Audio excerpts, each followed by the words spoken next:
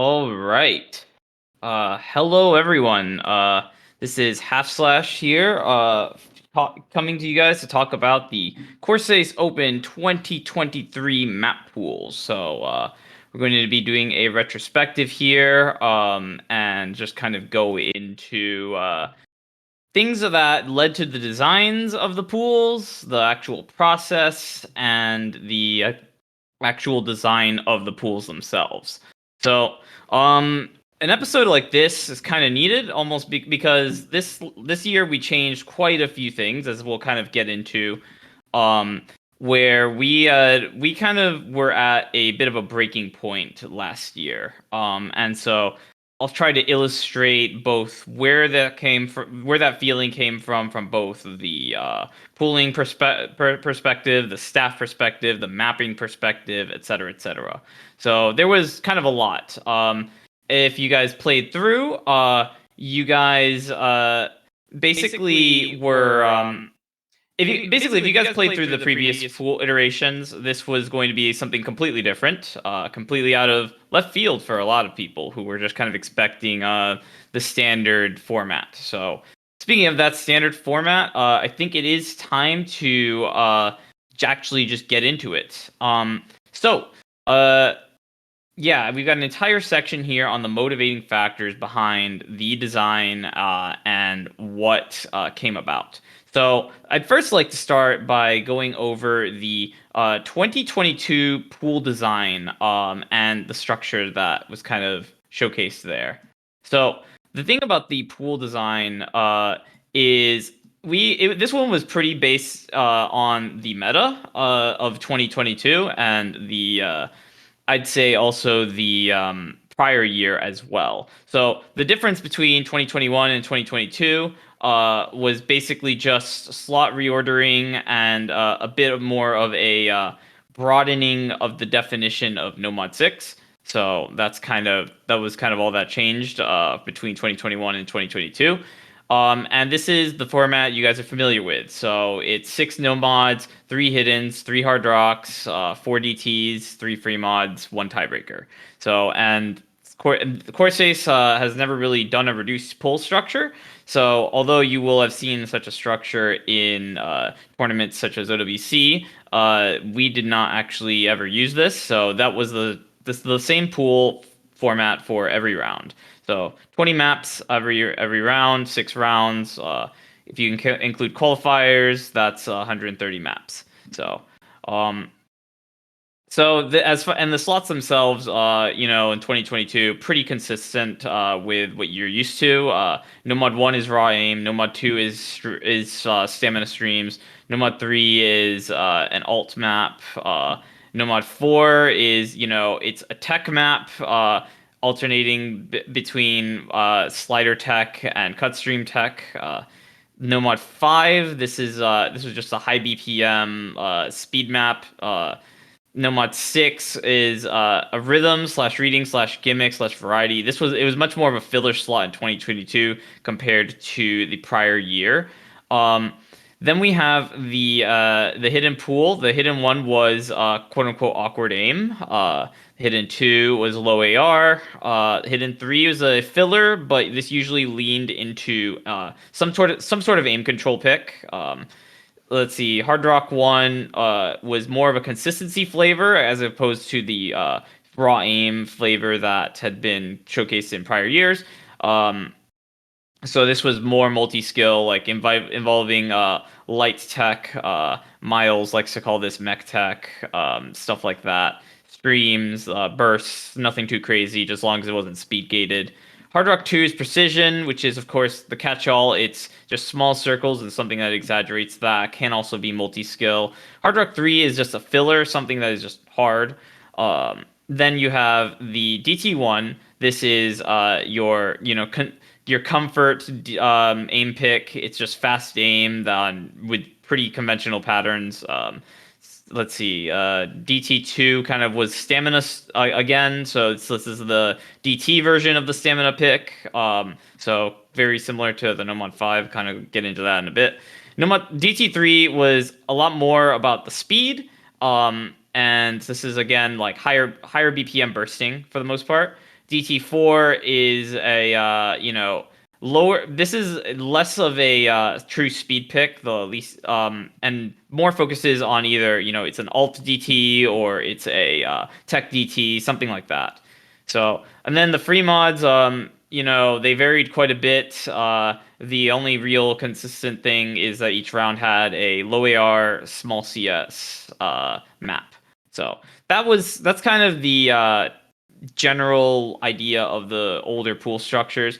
And there are a couple structural issues that I've identified and talked through with other poolers before to kind of come to this conclusion. And this has to do with what I like to say is the skill balance. So, um, historically, the pool structure, has actually been around for quite a while. So we've had, six no mods, we've had three hard rocks, three hiddens, etc. And usually the same amount of free mods, but the DT has actually changed quite a bit. Or at least one has been added, I should say. So before, it's hard to believe now, but speed actually used to be an endangered skill set. There was no real incentive to train speed. And so one of the ways that poolers wanted to kind of reward diversity is they added another extra DT slot to have room for more speed picks. However, this also coincided with a change in the identity of Nomad 5. Before, it's like you could put high BPM in there, and that's just what people did. Then it kind of changed into it needs to be speed. So in 2020 to 2021, you saw the largest implications of this. And not only that, you also saw Nomad 6. People really tried to narrow down Nomad 6 into being a actual like specific thing rather than a filler slot that is weird. And so that Nomad 6 actually turned into speed rhythm before long. So if you were following this, it's like lots of speed, lots of speed, lots of speed. And the thing with speed is, as a skill set, it is very binary usually, where it is like if you can play it, you either can play it or you can't. And so this led to a lot more of the one-sided aspects. Aim, on the other hand, there is a something that is not speed based that actually can counter this, but that is the gimmick. The gimmick, the reading, stuff like this also caps people pretty hard. Not to the same degree as speed, because you've obviously got the people that can go and memorize a bunch of stuff. Like it can put in a ton of tries, like obscene amounts of tries, and turn into a practice pick. But for the most part, that is the closest you get from the aim side. So if you look at the actual like this current format, you essentially have Nomad 5, DT2, DT3 are guaranteed to be speed by design. Nomad 6 can be speed depending on the week that it is pooled as a rhythm, quote unquote, rhythm map or not. And then your Nomad 2, in addition, can also, once it's, especially late stage, once it starts to drift into the higher categories, start to gate people out as well. Now, this creates some variety issues in the sense of now you can't put high BPM basically anywhere without unbalancing the pool. And actually, some of the 2022 pools, and actually even and also the 2021 pools had this issue where you had a lot of excess speed going in, and that would tend to flog a lot of issues because it is kind of bad design. But it's like this bad design is kind of forced by these constraints of you need to have these three different speed maps. And not only that, this sort of requirement on these speed maps actually decreases the interpool variety. So going from one stage to the other, you are kind of, because you're abiding by this structure, you're kind of forced into picking maps that more or less are that same thing, or it limits your variations quite a bit. So I like to always talk about Nomad 5 and DT2 in this regard, because Nomad 5 and DT2 occupy the same BPM range. So the only way that you can create meaningful variety here is, one has to focus on bursts one week and the other has to focus on streams, and then you switch the order of those two from week to week, and that's your maximum variety. Whereas Yeah, and also, but that actually becomes a big issue in terms of and that ends up becoming an issue on the mapping side. We'll get into that later. Um, the thing with this is it also there's also some song constraints. Actually, I will get into that later. But my point is, you have this interpool variety issue being created on the speed slots, but also in the larger sense of these pools are huge. These are 20 maps, so it doesn't seem that big, but it is still quite a few maps every week. And there's a lot of filler slots in this pool structure. There's a filler slot in Hidden. There's a filler slot in Hard Rock. There's two filler slots in Free Mod. It's quite a bit of filler. And what this does is because you're trying to create variety between picks in the actual pool, you end up having the situation that you have to have a bunch of variety every week, and that ends up making every pool seem the same week to week. So this is actually, for some people, this is ideal. Some people want to play the same pool every week. They love the predictability of the pools because that limits the amount of time that they have to spend on each pool. They can just cut the crap, get straight to the matches, and play. But there are plenty of players that they want new stimulus. They want variety. They don't want the same environment every week. And so despite our the best attempts to kind of work within the current structure to vary, first of all, the variations they're just very small. The design of the pools and the idea of creating a strong like pick identity makes it so that you are really just running into the situation of you have to your variety is not going to be very big.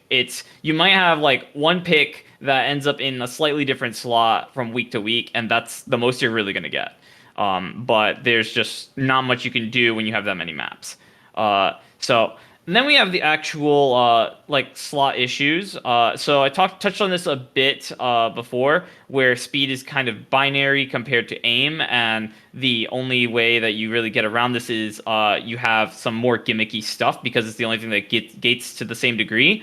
I'll talk about why that's historically been unpopular later in the podcast, actually. But for now, I'm just going to mention that it's like, speed is, if you can play it, you can play it or you can't. But because these picks also don't have anything else in them, the people that are good on them are like it. It's not even worth watching being played. It's just essentially an offer towards. It's like, all right, this is here so that if you have this skill set, you can abuse it. But there's no point in actually watching this, and you'll kind of see this a bit later. But um, aim is going to be volatile, but again, it's even the gimmick ones are going to be, if they're practicable, and it'll end up with similar results. So this is something definitely wanted to try to address this with the pool design. Then you have variation duplication. Talked about this again, just so I'm kind of repeating myself here, but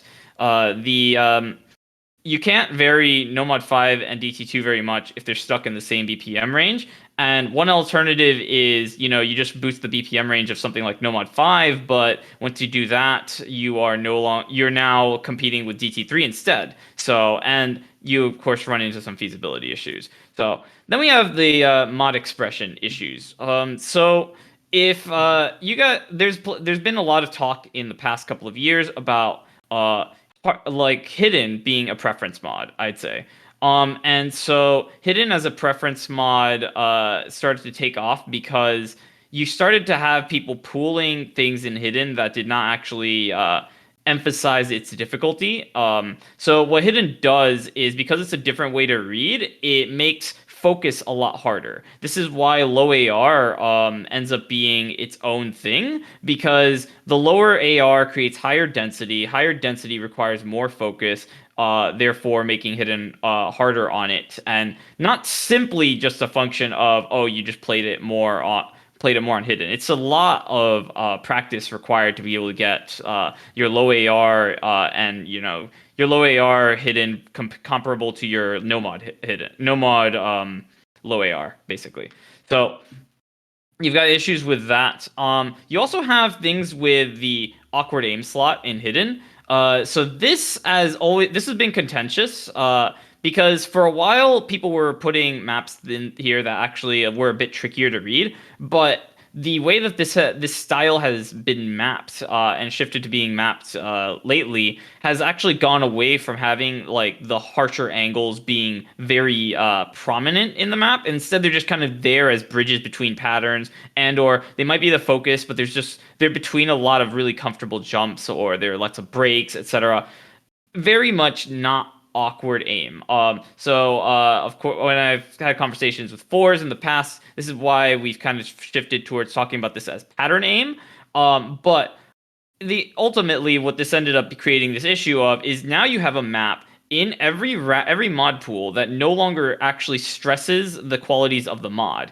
And because with Hard Rock, very easy to there's so many ways you can stress Hard Rock with an actual pick. But with Hidden, it's just you're limited to focus, and so you have to create density in usually one or two ways. One way is you raise the density by lowering the AR, or you map higher BPMs basically. And the other one is you basically increase density by just having more like one fourth, so more streams, especially more streams and spacing variety. This stuff makes hidden quite challenging. So two ways to really stress it, and the pattern aim not really fitting in. But you have to have that third hidden if you're gonna have that third hard rock. So again, this will feed into the slot design a bit later, but yeah. Then we have the mapping feasibility. So this ended up becoming one of the primary factors because so custom mapping has it's been a thing for the past it really started taking off in 2020. 2020 was the first pool that Corsace Open released that really focused on this. And because it was the first pool that focused on this, it was basically this was the first time we'd done it. And everyone was motivated. In fact, not only were people motivated, it motivated other people to join in. 2021, we had quite literally over 100 mappers participating in it. Everyone was motivated. They were wanting to do things. It was something fresh. It was new, especially since mapping kind of had gotten a bit has started to got stale. But that's a discussion for another day, perhaps. Basically, 2021 to 2022, we started to see more drop-offs. People are just less motivated to make the stuff because people are starting to get pinned towards this current map pool format, which I like to call the format of archetypes. Every no, you guys pretty much, if you watch tournaments, you know what a no mod one is, like almost instinctively, because it's for the past 3 years, 4 years even, the dominant format has had that as an archetype. It is so mappers do not like being constrained to this. In fact, mappers had actually moved away from something like No Mod 1 being a even something that could be a quality map.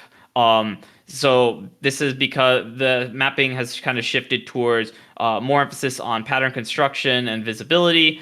And Nomad 1 is kind of like incompatible with that. It's a lot of circles, not something you can form a lot of cohesive patterns because you have to go across the screen in different ways. Uh, People did not like mappers did not like having to make stuff like this, and you could argue that okay, only a few people had to go and suffer for this, but it's not the only spot like this. So we also have stamina streams. So you talk to a lot of mappers nowadays, especially the ones that are very they're very quality oriented. They look at some of your favorite stream farm maps that pop up, thinking stuff like Nebua or whatever the guy's name is. Like they think it's disgusting. Like these space streams that there's no variety in, they just go in infinity circles, and it's just like people see this as like this is stream practice. I don't want to map stream practice. But this format basically mandates stream practice. So again, more people taking L's. And it's like you go down the list, you see this even in stuff that people want to map. A lot of mappers like mapping insane difficulties. Then you think something like DT2 would be a great fit, but because DT2 has to get constrained to the point where a mapper has to they have to dumb down everything that isn't just the stamina. It's kind of like, wow, this is not something mappers really want to do. And then you have things like slider tech. So slider tech has been something that the player base started to really want, especially later in 2021. They got bored of cut streams and tech, and they wanted to see more of this slider stuff. So there is a group of mappers that actually goes out, and this is all they do. They only do slider tech. But again, these are some controversial it's a controversial style. Maybe not as controversial now because these guys win contests or whatever, but um you have the point is it's like you have to essentially be that group in that niche to be able to make these maps. And these maps are also just not really something that this is definitely something that there I feel like the loudest voices have kind of prevailed because the style is not that popular. Like there are a lot of people that they'll live and die by this style, but a lot of people do not want to play slider tech. They find playing these absurd sliders with like high length and high SV complex shapes to be something that is just not fun to play on. So, but it as a result, basically recruiting all this is to say recruiting mappers to do this kind of hard, to say the least. Um, so those are kind of the motivating factors behind the design. I'll get into the design itself, but first I want to talk about the process. So, we had to kind of redesign the format to be able to actually do this. And we had to try to go about this in a way that wasn't touchy feely. We had to look at all the things that were out there. We had to look at what people were talking about. We had to look at what our observations. We had to look at other people's observations, etc. So one of the things we did this, something I did was I put together some spreadsheets to analyze the actual pools, the pool structure, by means of volatility, degree of niche, which we later coined as the Forest scale, and speed gate. So these are a couple of the factors.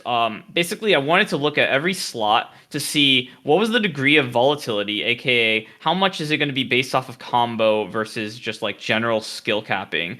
How niche do the maps in this like slots tend to get? So, for example, and basically, actually, speed gate. So how much do these usually speed gate people out of? So again, look at something like No Mod 1, high volatility, not niche at all. This is like everyone's favorite jump training, and then your speed gate should not be there at all, right? So you got stuff like that. Whereas, something like a No Mod 6 obviously varies quite a bit more, but generally has lower volatility, much higher degree of niche, and the speed gate is it used to be present, but something that later iterations of pools, we didn't want this. So did a bunch of spreadsheets on that, did it to analyze the specs and the things we were asking of mappers when we actually asked them to make maps.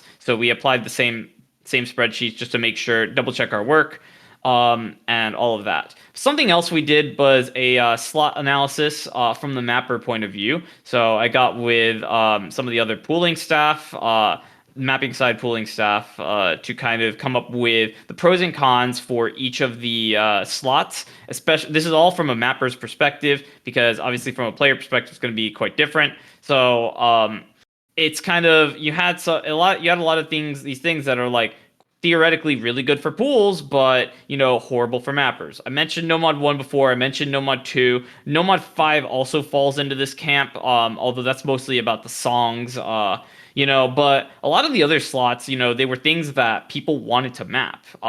It wasn't almost no. I'll kind of allude to this later, but it's not a secret that mappers tend to actually like mapping things that let them use more sliders, and even if it's not the absurd ones, and more aim control in general.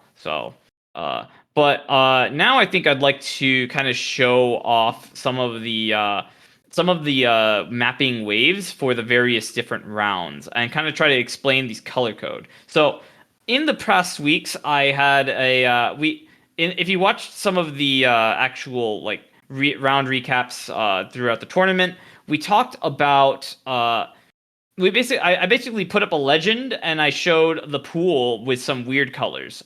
So we have different colors this time, but basically the colors are corresponding to the workflow types of the mapping. So we had a couple different workflows to kind of deal with. We had the self-directed workflow, which is we were going to let some mappers just be completely unconstrained, and all they had to do was pick a difficulty range, map something like that, and then we, the poolers, would just figure out where it lands. So you had that in your first phase.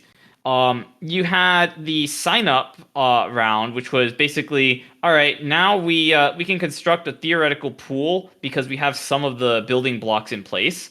So we're going to make map pool specs to kind of design around what will complete the rest of the pool. So we had that in the next part.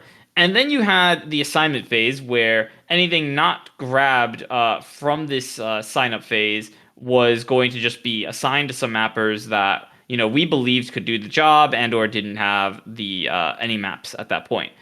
There are a couple of special cases of this. So the special cases being the custom song cases. So this actually constrained the amount of stuff that could actually be done in self-directed. Because we did want custom songs in a bunch of spots. We identified those early. And so we kind of treated this as an assignment map. And it was a lot closer to what I would call archetypal. So, for example, KO1B, I think it was KO1B Nomad 3. That one was a archetypal Nomad 5, and it was kind of decided that we knew that it was going to end up that way. We knew that was more appropriate to end up that way. It's basically stuff that we can plan for what the map will look like, so it doesn't create a bunch of conflicts in the rest of the pools. So we had that workflow, and we had to consider this alongside the self-directed. So it did limit the self-directed stuff a bit, but not too much. And then we had emergency assignments.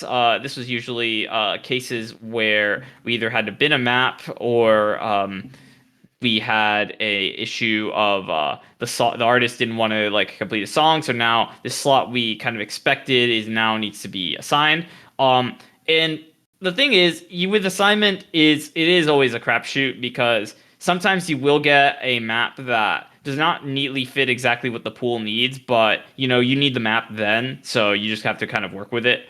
And that actually ended up happening for like a lot of the maps created in that workflow. So um, yeah. Anyways, so now I think we can kind of show the mapping waves themselves. Let's see. We have the round robin pool. The round robin pool, I'd say this one you kind of notice is mostly made of it has a lot of assignment maps. I think it has five, not sure. So basically this the round robin pool had six no yeah yeah it has five maps we assigned with normal assignment. um let's see, five that we did with just job board, three self-directed, one custom, and one other. So this basically this pool was is the lowest difficulty of the pools, and it wasn't quite as popular with mappers as we kind of we thought it would be. um so we did actually have to fill quite a few gaps. And yeah, it's like only a couple people like decided that they wanted to actually map here, by default at this lower difficulty range. One of the maps was even almost too easy, so that's that. See, the runoff pool was this one had more five assignments, six actually no, yeah, seven self-directed, and then it had two sign up and then one custom song. So this one went the smoothest to actually make, I'd say. But and it had more enthusiasm for sure. But nothing too crazy in terms of getting it actually done. Then we have the knockouts one pool. So I wish we had this graphic on the screen because I kind of want to show how like this was the pool actually that mappers were most interested in making. So something about the difficulty, but I'm not sure.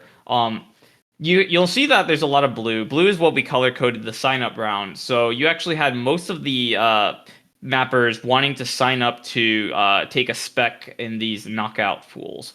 So you have we had also only had one custom song, but we also had in this one we had two assignments. So most basically the entire thing ended up being just maps that people wanted to make, and then like from when presented options, two that they made them once we asked, and then one custom song. So pretty high participation. The second knockout 1B, this one was actually pretty similar in that regard. You had seven maps. People just they wanted to make these specs, and then one was a custom song. We assigned one, which was actually the one we assigned in this round was assignment from a round robin, but that was moved and replaced by something that someone else signed up to make. So very popular. One self directed, so it is still not exactly people's comfort zone in terms of where they want to start, but nonetheless, kind of interesting. And then for Pool C, this one was again this one had the least like signups in terms of it only had five compared to the sevens and the others, but this one had four self-directed. So all the self-directed ones actually ended up in this pool C basically. Um, and there was one custom. So we wanted a custom in every tri pool, every pool of the tri pool basically, so that people wouldn't miss out on these bangers. But yeah, it's kind of interesting how this turned out. So I will give a disclaimer.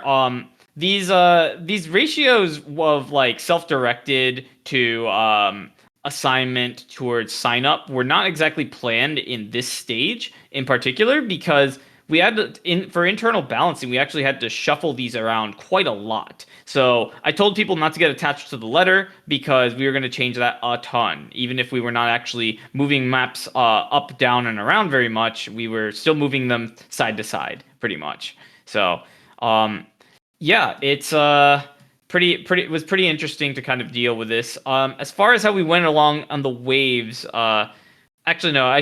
We should probably talk about the knockout two. So the knockout two is a bit of an anomaly in our workflow, just because we have the most self assignment, but or that we have the most self directed. But that was because we'd opened the round to a subset of people, and we opened this completely separate from the rounds for every other round prior. So when we did self directed, we did it in two phases. The first was we did round robin, runoff, and KO1 all at once. This is because difficulty wise, they were the closest together. Um, and because they were the closest together, it would just be easier to move things up, down, and around if we missed got if we were wrong in our initial guesses of how hard the map would turn out. So pretty practical in that regard. Meanwhile, the knockout two, this one was much farther forward, and because it was much farther forward, it was a lot. We wanted, first of all, we needed to make sure that we didn't we knew what the map composition was going to be like, because if you have a bunch of people mapping high difficulty, you don't know what you're going to get a lot of the time. Um, and it's also very specific. Some mappers, they think they can handle the higher difficulties, but they cannot. So a lot more of a, these are the people we know can do this pretty well. Like minimize the amount of bad maps we have to potentially see and deal with, and just get the people that are kind of reliable to go and just map at this higher difficulty. So it's kind of what ended up here, with the high amount of self-directed. That did leave less signups, but it's not that they were not as popular. There were less options. They were more focused, and so people definitely did have to, compete a bit more for some of these. But ultimately, it was still something that we got it done. So only one map that we had to actually assign that was not actually picked from the list of generated specs. So pretty interesting in that regard.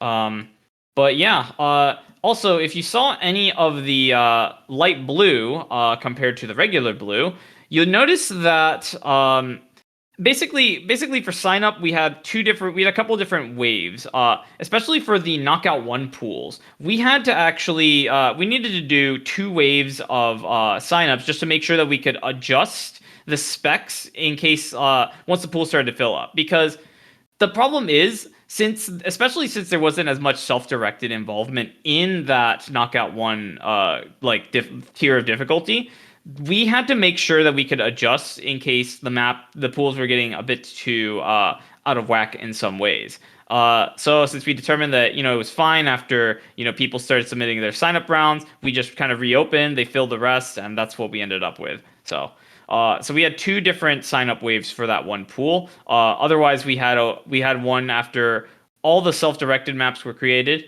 for each of these. So three sign up waves in total. And yeah, as far as the custom songs, we just assigned them as they came in, and that's kind of how we made the pools. So a lot of moving parts kind of going around, because you don't actually know what the custom songs maps are going to look like, even if you can kind of guess. So you don't know that. You knew what people made for self-directed because you just watched them make it for 3 months basically, and then for the sign up, it's kind of like, well, you could kind of tell if it was going to fit the pool or not, based off of how it was being made at the preview stage. So the way we handle signups is, people, they submitted their 15-second previews of like the more intense sections, like how is this going to look? So they were picking the songs based off of that, and we were able to vet them that way. So bit of a veer into the quality control, but yeah, it's I'd say that the sketch system, as we like to call it, was kind of revolutionary in this aspect, because since we didn't have to actually spend a lot of hard work to figure out whether we thought the mapper was going to be good, and then decide like if they and then figure out, of course, if they even wanted to do it and deal with all this stuff, because the signups allowed mappers to kind of self-determine, which is something that was missing in a lot of different tournaments prior to this. So we found that also the self-directed was not everyone could handle that. Some people did need some sort of gauge. So with custom mapping, there is a lot of inclination here of people need. You have a lot of people. You don't have that many people that will just kind of like just map whatever, and then it's like we map first, think later about the pools. You have a lot of people that they like the aspects of custom mapping where they know what they have to make to some degree. So the sign up kind of maximized the flexibility, so they didn't actually feel tied to an archetype, but it gave them just enough definition that they could actually make something. Because ultimately, like from the pooling perspective, what you really care about in the maps is the actual like mechanics of the maps, more so than the actual that the style, whether it's inspired by this mapper or this mapper or what. So um yeah, sketch system was pretty good because we could also tell whether the mapper, kind of cared about their map or not. One of the previous complaints of custom maps is that they felt too inorganic. And of course, I mean, when you have a pool structure that enforces archetypes upon mappers, they don't believe they can do anything other than the archetype, and thus they will only make disposable maps, things that you can just churn out and then forget about. And some people will have that as their practice diff, but otherwise it's like there's no purpose. So have that issue. And yeah, sketch system fixed a lot of problems with this. Yeah. So then we have the actual like rest of the quality control, which is we did test playing. We had a lot of different experiments with the test playing, I'd say. Um, and this experiment with the test playing was, if you have staffed for a tournament and you have been a playtester or have like worked with them, you notice that like what usually ends up happening is they sign up and you get them to test play maps, and then it's just you just see people pinging the role, and then maybe someone responds sometimes. It's not an actual productive way to get a lot of playtesting done, because a lot of playtesters they'll do it, but they don't consider themselves like staff. They're not invested in it. So we definitely tried to get test players to feel like more of the team this year.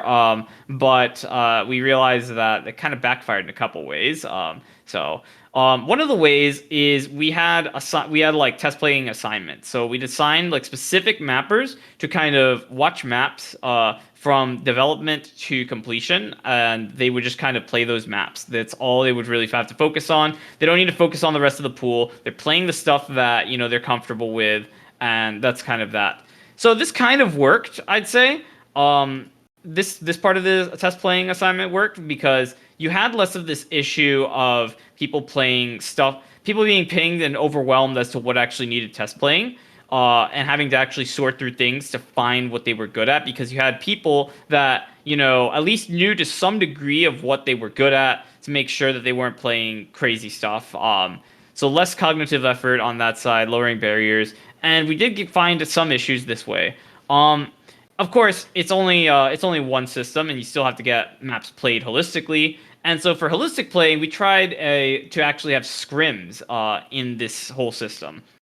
Um, so basically, we just wanted to have like for fun like tourney matches to kind of see like how are people actually dealing with this stuff. This had less utility for stuff like round robin and runoff, because it's like things were still like basically it wasn't really going to change too much about how the matches were played, but it mattered a lot more for knockout one, where you had the tri pool system, and one of the important things to suss out is to see it's like how the skew of the pools are, and if the skew is something that can maximize strategic variety. We really wanted that to happen, and so scrimming was one way we wanted to deal with that. Sadly, participation rate on scrims not very high. It was pretty overwhelming and overkill for a lot of purposes. Not something that I would recommend people do try in future years, basically. But we did try it, and it was kind of fun, especially for the pools that people were more comfortable with playing. We got like some mappers involved. We didn't even just get the test players. It was cool. Um, then after test playing and the scrims, we have the actual balancing. So this is where we again look at the pool holistically. We have advisors. So in the past years, we've had advisors where I'd get people that were poolers and we're not playing in the tournament. I'd have them look over the pools, see what they thought, give some feedback that we can correct before release. And so, this year we had, Fours and Miles for that. And they were instrumental in helping us figure out like where the skews were, what was like batshit crazy, et cetera, et cetera. Even if they would not have pooled it this way themselves, they were very supportive with their feedback and not afraid to hold back, which I really like, because best thing about getting varied opinions on pools is that you can actually just you don't have to take it all. You can just take what suits what you're going for. So, very good. And then at the end we had final checks for. So this was then the map QA, kind of got in and they made sure that the map was upload ready. And where the map QA team was kind of invested in having, Corsace maps be like the pinnacle in terms of quality. So they did their damnedest, and that's kind of that. So lots of layers of quality control involved in this long process. I think it's like at this point I can kind of say that a map takes like from conception, as in the spec and the assignment, to creation takes probably like 5 or 6 months to really be ready. So especially to get through all of that stuff. So anyways, so that's the process. Just gives you some background on what the heck we like, how you even get outcomes like Corsace.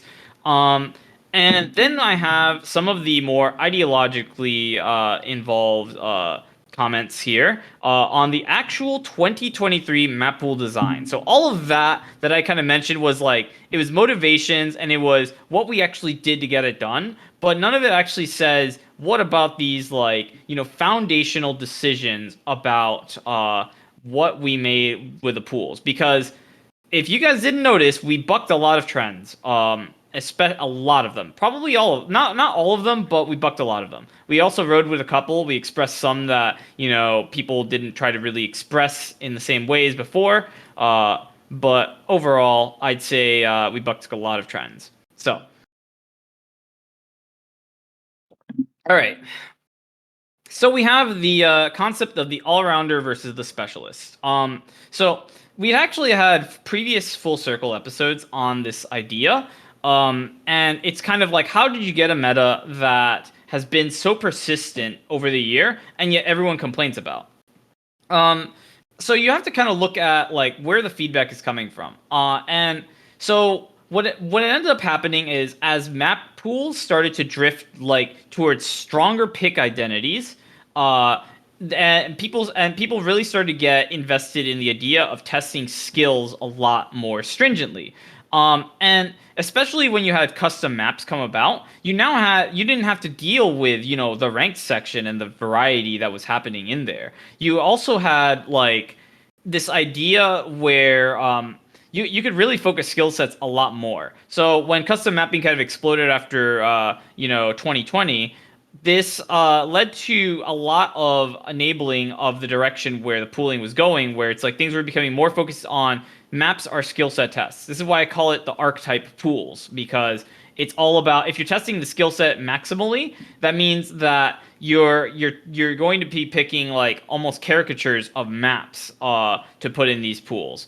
Again, I always like to talk about Nomad 1 because it's the first, and it's a very visible symptom of this problem, where it's like this thing has to be the rawest of raw aim. It has to have, screen jumps. It has to not, it can't be fast. It can't have like anything in it other than, just like, jumps basically. So you have that. But anyways, maps like this, especially in the case of speed maps, start to involve more specialists. And then of course, when you have poolers like myself who like to represent gimmick, this is also leading up to the rise of the gimmick specialists. So you now have like, these weird like low AR and whatever the heck goes in Nomad 6 sometimes, or whatever, like people starting to pop up, and they start to want this because it's like now there's room in these pools for everyone.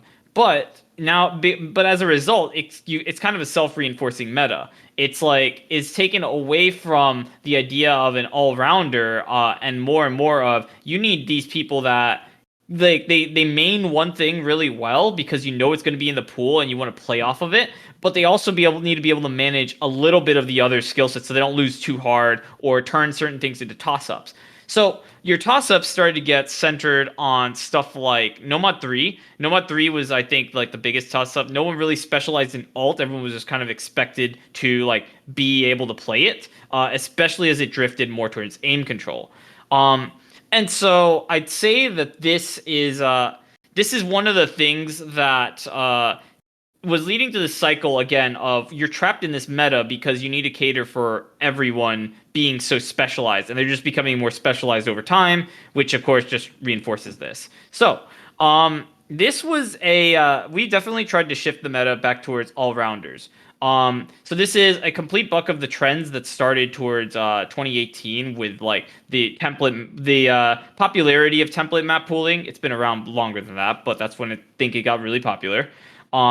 So back in the earlier days of OSU, before like OSU tournaments, before people actually started to, specialize, like really try to test skill, maps had really weak identities. If you look at a pool in 2014, and look at the people that were pooling them, it's just like they were just kind of pooling map stuff they liked, right? Like they just wanted to pool, the popular song or whatever, and that led to, maps had lots of aim, lots of streams. You maybe had like a couple weird maps, but that was more or less what you had. This is what I like to call weak identity. And weak identity is something that I'll talk about more in a bit, but I definitely this year wanted to push towards getting the pools more towards an all-rounder. And this again, I think plays again into the speed versus gimmick. So, there's a couple things with this, because if you want an all-rounder, all-rounders, they can play faster stuff, but not exactly.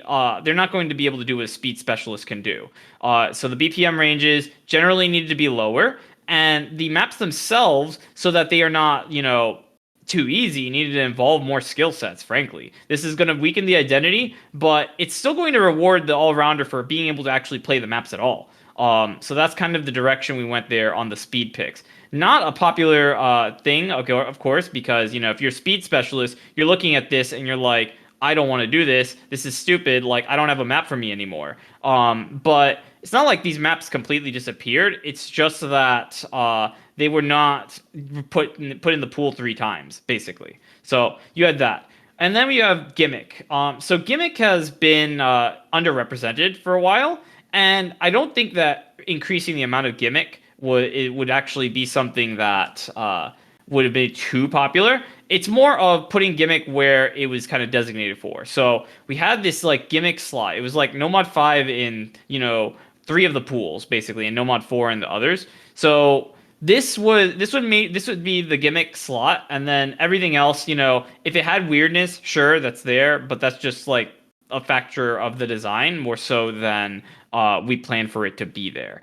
But by reducing like BPM ranges with speed and just like making them a little less one dimensional, it brought it a bit closer to parity with the gimmick map. So you would have the same amount of maps with their volatility, which was, it's going to be on the lower side of the volatility because, a person that specializes in gimmick, is going to win that pick a lot more. But it meant that also the speed pick was not being won by the speed person quite as often, and or leading to closer matches. So that was kind of the idea with those picks.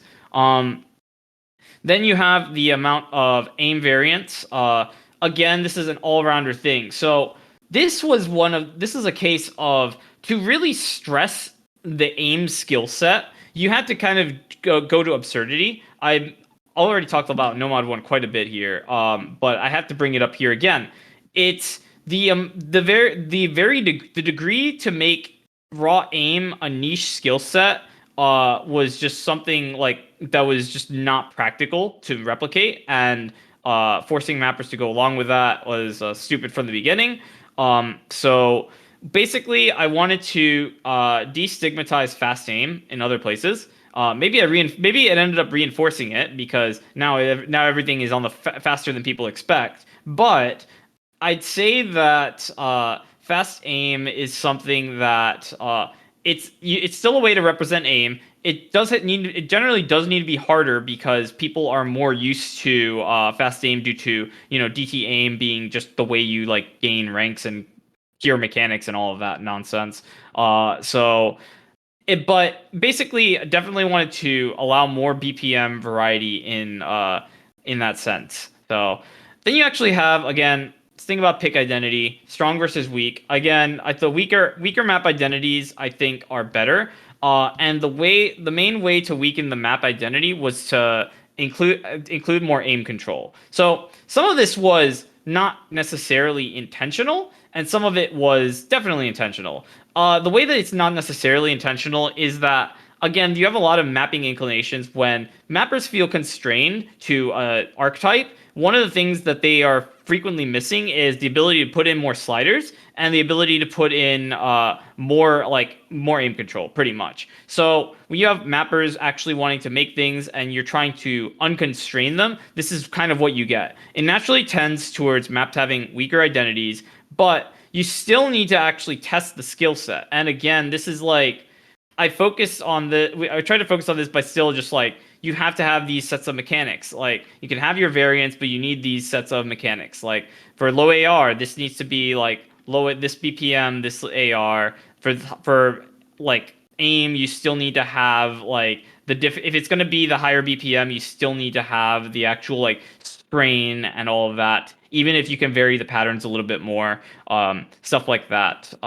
But it's really the weaker identities kind of make it so that the mechanics themselves they're essentially your foot in the door rather than what is going to actually set you apart. Because what ends up happening is not you the mechanics allow you to play the pick with a certain degree of variability, but it will still vary depending on your match. So some again, if you're a speed player and you're used to matches being kind of won whether or not you're fast or not, this is abhorrent because now you actually have to like now you don't have a guarantee anymore. But I think that like from a perspective of a viewer, especially, this is more gratifying to watch because we can actually watch you guys struggle. Anyways, I think that is underlying all of this. It's you have a lot of staff last year. We were frustrated by the lack of entertainment factor on a lot of the matches. So these are some of the ways we tried to fix this. Um, then we have the actual pool structure. So pool structure for round robin runoff. These changed a bit from the meta formula. They went to a reduced pool format for the first time that I've been around Corsace basically. And the reduced pool format for me always had the issues of they treated things like Nomad 6, DT4, and the filler picks in Hidden and Hard Rock as extras. Whereas I never thought that they were extras because they really complete the pools, in my opinion. So this has been reconfigured to essentially the way the reduced pool format and this one works is it goes to try to increase the structural strength of identity.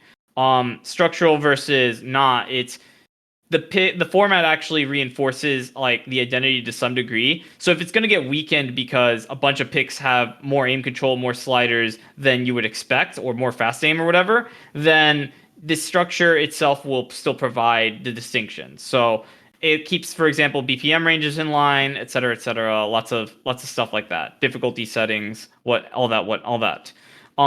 So Nomad 1 aim, pretty expected, except this one involved a lot more of the aim that you would expect in like a hidden one in the meta, basically. Nomad 2, still a stream pick, but BPM varies a bit more now. We had a pick go as low as 170. We had picks go as high as like 200. But generally scaled a lot more by allowing more aim control in there. Still keeping it aim based as opposed to leaning into stamina territory. Nomad 3, Nomad 4, these were basically the same, but the Nomad 4s, you stopped having slider aim past a certain point because that's one of the skill sets that just scales horrendously. Let's see, Nomad 5, this was the dedicated gimmick slot, and it was an actual gimmick slot with no speed gating, no rhythm pretending to be speed. It was all just, it's gimmick.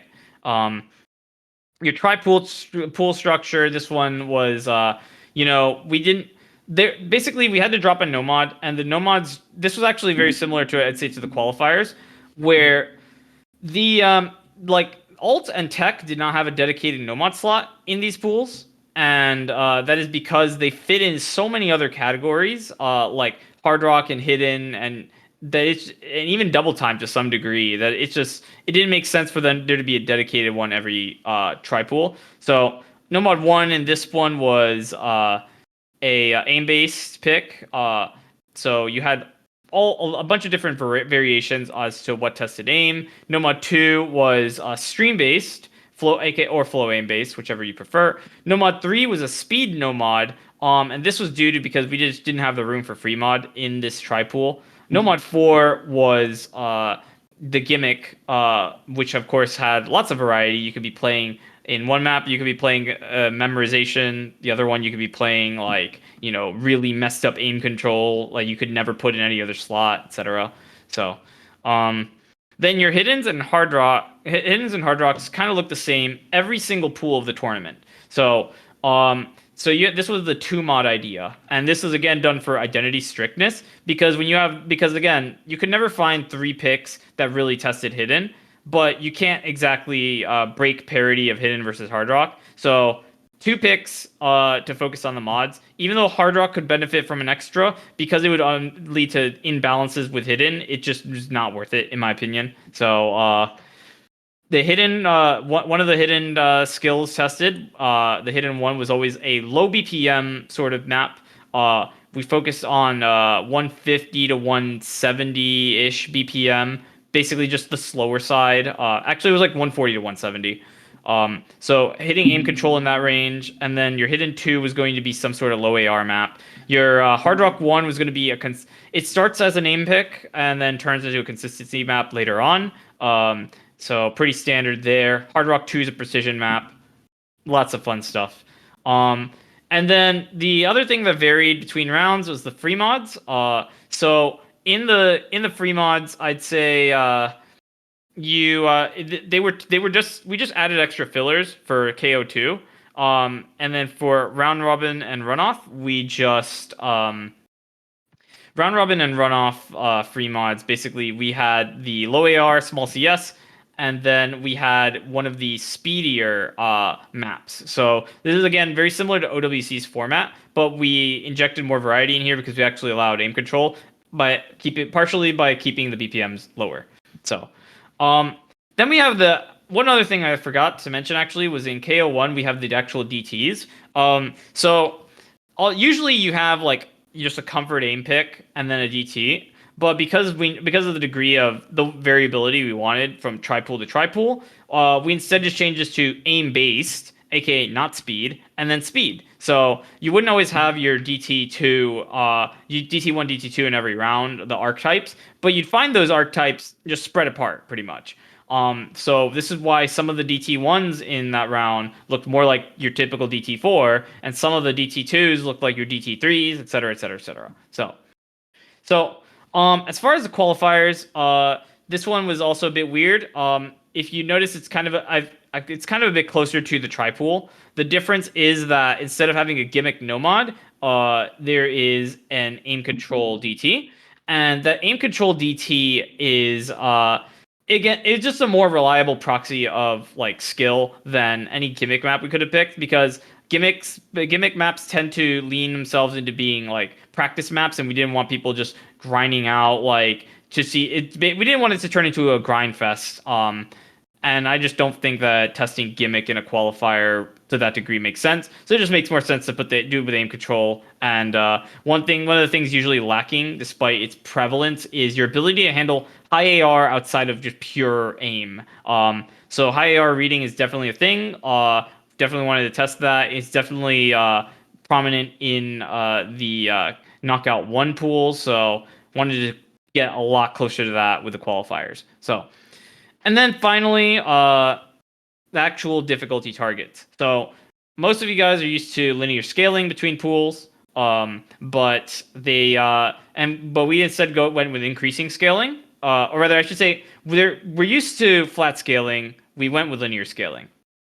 This is what I mean. Normally, it's your pools go up by like 0.2 to 0.3 stars every round. We went round robin to runoff was 0.3.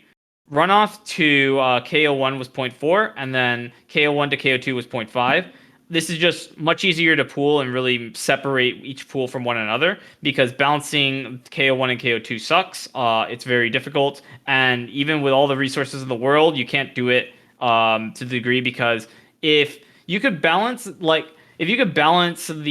pools accurately at that high end, you probably should be playing in the tournament. Like it's kind of how that goes. It's just that upper limit of skill is really hard to get down. And so, especially since we wanted to not constrain people too much on buffs and nerfs, we found that this helped quite a bit. So, and of course, your qualifiers pool was 7.2 stars. Not quite knockout one, but basically that difficulty. So, yeah. And I think one other thing to add is a decision on non-customs on qualifiers. I think I've touched on this at one point, but basically, qualifiers is something we've tried to now that it's part of registration, we tried to separate the idea of qualifiers from the tournament itself. Obviously, you cannot unview them. It's still a pool that has to be played, but it's really not a part of the tournament and more of a way for us to gauge like your general ability to play, aka seeding. And so I'd say as a result, what ended up happening is we didn't have any like from a mapper's point of view, the biggest reward of the custom maps is to see you guys actually play the maps in matches. And you don't get that with a qualifier because it's got to be closed door qualifiers, right? So because you don't get that, it just felt like, okay, you're doing all this stuff, but you're doing it for the reasons of the pool balance, and it's like it's also going to force you to be more archetypal because you have to seed whether a person can play a certain thing more appropriately.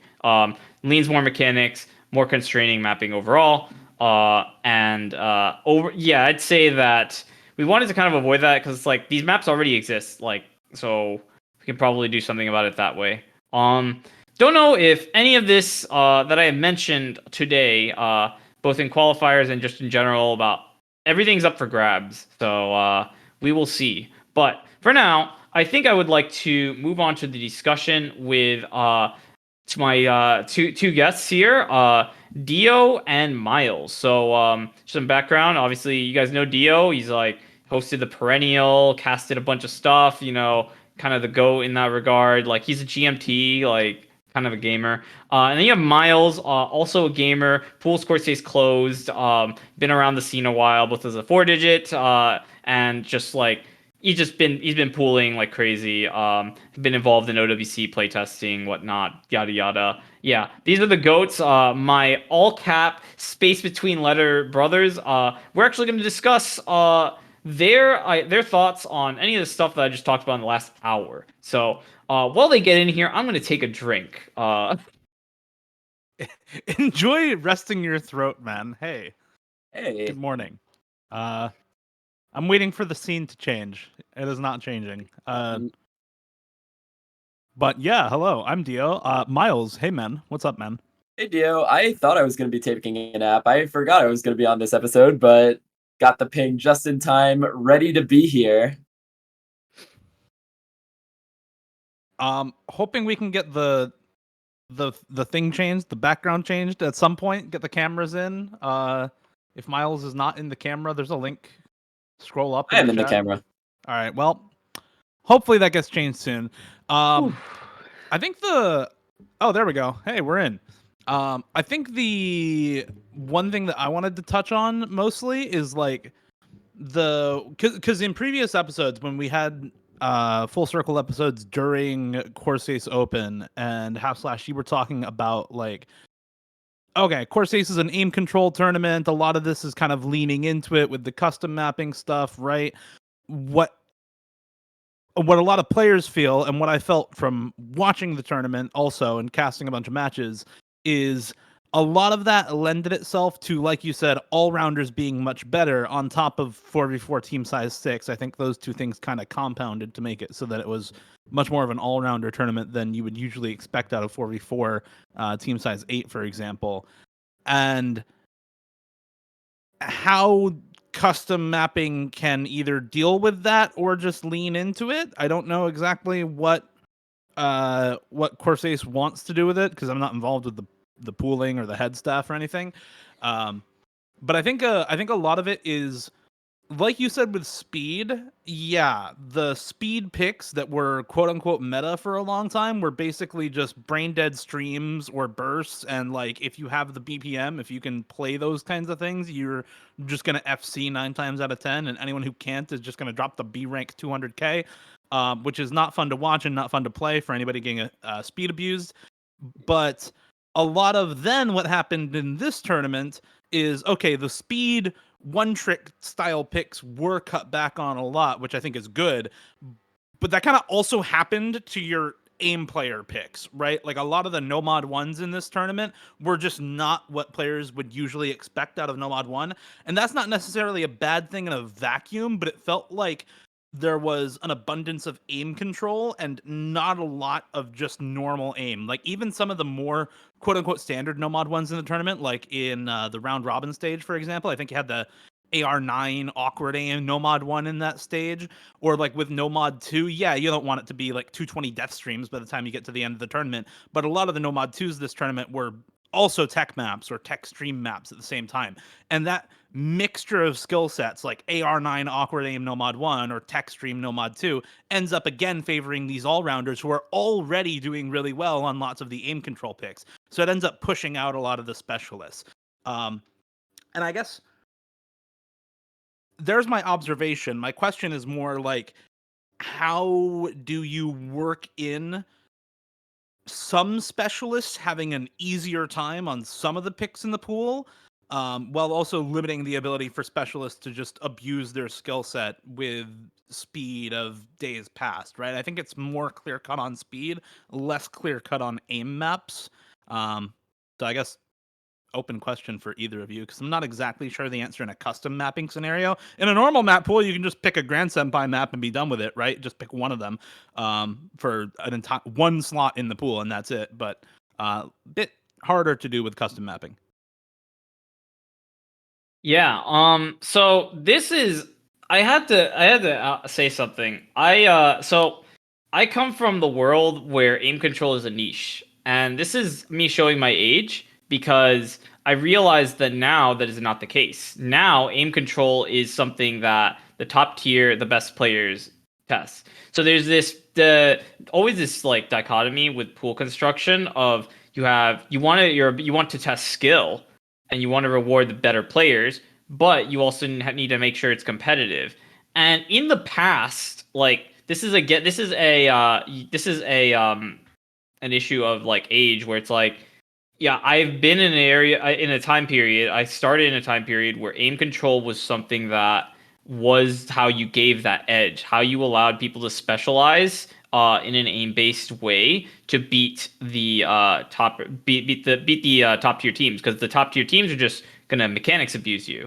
And now that it's inverted, it leads me to less answers again. So there's like it is a structural problem with like that no mod one pick. It's like if you could somehow get mappers to want to make more of those, then that would obviously solve your problems. But I think what it really means is just not going as high on the BPM. So some of them we went to we went to 260 on one of them. We went to like 240 in like low rounds, stuff like that, and that started to get it a bit harder for aim specialists to really prove their mettle. But I think there's a lot of room to thrive in that 210 to 230 BPM range for a lot. Focusing more on the pattern aim aspects than the actual like fast aim, because fast aim is more general, and even if it makes, even if it's like kind of more aim controlly, it's like a mechanic that these top teams are, obviously really good at. So that's like the best I got on that. I don't really have good solutions. I think another pooler really needs to take the helm and figure out what they can do if they can satisfy both camps. I Yeah, not much more to say on that for me. Okay, now I'm going to go for my personal observations for Open this tournament. One thing that I think Open was able to shake this iteration that really hasn't been done in the past few years is I think that it kind of shifted away, as much as we're talking about how it's an aim control tournament. And I think it sort of became that from what it used to be, where Gimmick was just way too hard in years past. You remember it, Happy. The Skyflame HD2, you tried putting it in RR, and I think it ended up in like KO1 somewhere. We finally got Gimmick, I think, down to like a playable area. At least the specialty Gimmick maps. Although one place where I do disagree with you is I still think that aim control in itself is still a bit of a niche. I think how it did favor the all-rounders, it did favor the all-rounders who are also proficient in Gimmick. I'm thinking players like Badu more than, say, an all-rounder who's more favored towards mechanics maps. Those, I think, are the biggest losers of this Open, actually, because those are the players who maybe aren't high enough to reach the specialty speed picks, but also, like, say the players who really like a comfy Nomad 2, for example, like on the Nomad 2 and KO2, I think you were one of the mappers for it. Like, the aim control in that was so brutal. I think I saw a lot of people getting really destroyed by that. But for example, things like the Nomad 4 in KO1C being arguably, in my opinion, one of the easier maps in that pool. I think Corsace did a great job sort of shifting the narrative away from Gimmick being too hard. But otherwise, the aim control just being injected into all the other picks just kind of proved itself to be a little bit much for some players, but I know that's been talked about extensively already. Yeah. Definitely agree. I'm kind of glad to see that we at least started to get gimmicked down to more human levels. Because yeah, I still remember in 2021 some of the stuff I was trying there. Whoa, like I think that finals pool, Corsace Open 2021 finals. That pool was like the scariest in this regard. It had this Hard Rock 2 that was just like unplayable for basically everybody. It had like that Nomad 6 was like iconic for how much it pissed a lot of people off because it had low AR, it had rhythm, it had big CS. It was just doing everything like stuff that just was kind of way too hard. I do still think like I mean in hindsight my map in KO2 was probably too hard still. So it's like I'm glad we got gimmick more reasonable at the lower ends for sure though. Speaks to the playtesting. Yeah, I think Miles does have a point about the like aim control in some other slots, like the Nomad 2 and KO2, for example. I think one other thing that made these pools feel kind of over the top in terms of aim control is like in KO2, for example, you have the free mod 4 is like basically a pure aim map. Yeah, it's awkward aim, but you're still getting an aim map out of the free mod pool, right? In a lot of the other pools though, you weren't really getting that. Like even in the hard rock pool in KO2, there wasn't really a an aim pick, so to speak. Like the Hard Rock one was an aim map, but it wasn't something that aim players are necessarily going to dominate because again, it's like kind of mech tech. It's still sort of an all-rounder map, and when you add Hard Rock on top of that, that makes it less comfortable for some players as well. Hidden One throughout the entire tournament was all alt picks. So if you're not getting that quote unquote extra aim map out of the free mod pool like you weren't in, for example, the knockout one pools or either the runoff or round robin pools, you're effectively left with like two aim slots. I hesitate to call DT1 just an aim slot because oftentimes players who are good at speed are still going to be really good on DT1. And it ends up kind of being a toss up between the two, like quote unquote mechanics groups, right? That you always talk about, speed players and aim players. Those DT1s tend to be more of a toss up than a lot of commentators or map pool selectors would make it seem. And I think it's important to think about it that way as more of a toss up pick between mechanics teams. So I think part of it was like changes in structure, where in the early rounds you had the Hidden One as kind of always this aim control alt focused map, and the Free Mod 1, Free Mod 2 as almost always something a little speedy and something anti mod. Um, and I think that's partially just something due to like the reduced pool format, because when you add in the free mod 4 it does start to get better. Um I think a lot of these could still use like one extra quote unquote more focused aim map, like the Hard Rock 1 and KO2 being more a little bit tech focused, for example, isn't. But yeah, I don't know. I think it's hard to balance again because mappers don't really want to do that kind of stuff, right? Like, uh, Otosaka Yu is not gonna create this song and then map it like pure aim, right? So it has to go somewhere. Um, but it's still something that makes the pools seem way more all-rounder focused and all-rounder heavy than I think is initially intended a lot of the time, with pools of this structure.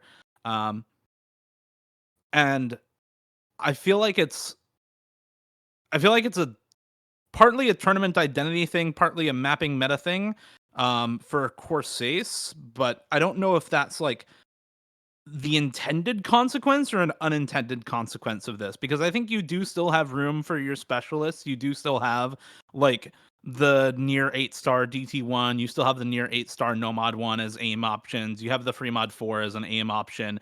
And is that enough for aim specialists or not is a question that then should be floated around. But with the abundance of kind of quote unquote aim control gimmick options, I don't know how I feel about the answer. I don't know how I feel about the answer to that question. And whether or not this is like an intentional thing or not is also a question. Yeah, any thoughts? I'm Plenty. just kind of Mhm. observing and commenting on what I've thought about all tournament. Yeah, I Yeah. feel like aim control should still be treated as a niche.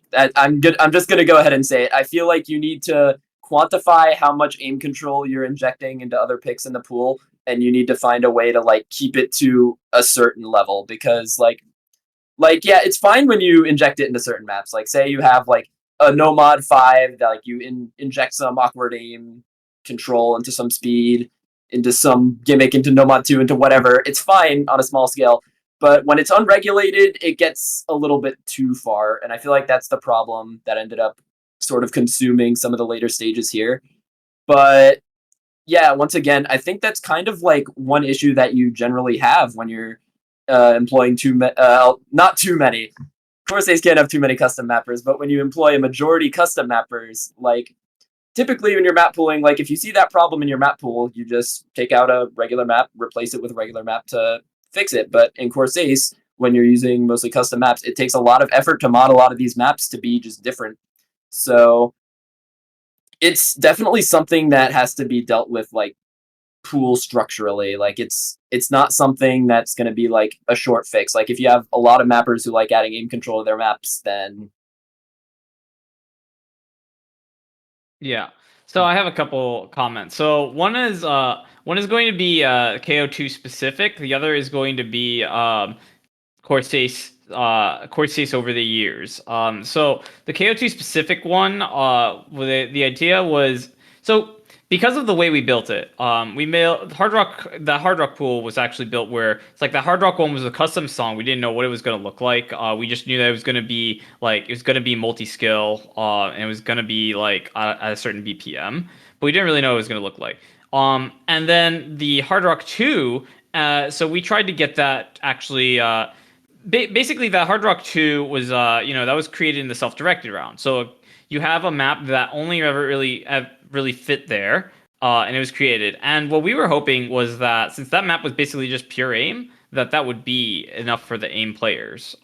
Even if it's in the precision, it's still just like it's just jumps. It's like it's faster jumps. There's nothing really weird about this. There is 1/6, but the 1/6 ends up being like a 180 BPM quad, and I'm like, I don't think anyone's gonna get skill gapped on a 180 BPM quad. So I'm like, all right, this is your basically your pure A map to complement the multi-skilled nature of Hard Rock 1. So that was kind of what we were going with on that.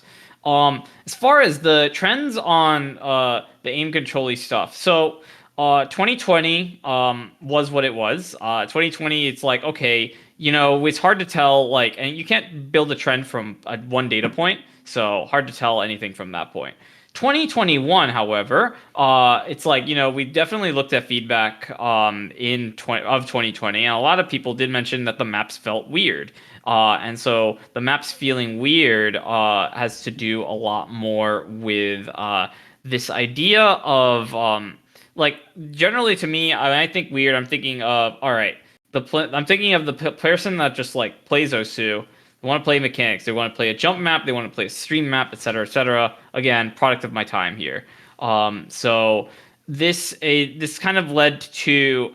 So we just stuck with the like conventional structure because the meta structure actually did not it facilitated this idea where it's like you have more purity, you'd have things more archetypal. What we found is actually in our attempts to make things more straightforward in this regard, less weird.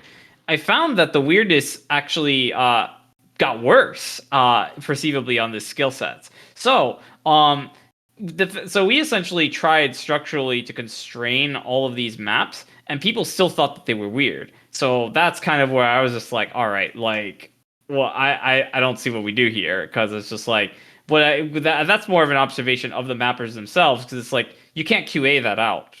You can't QA out the differences.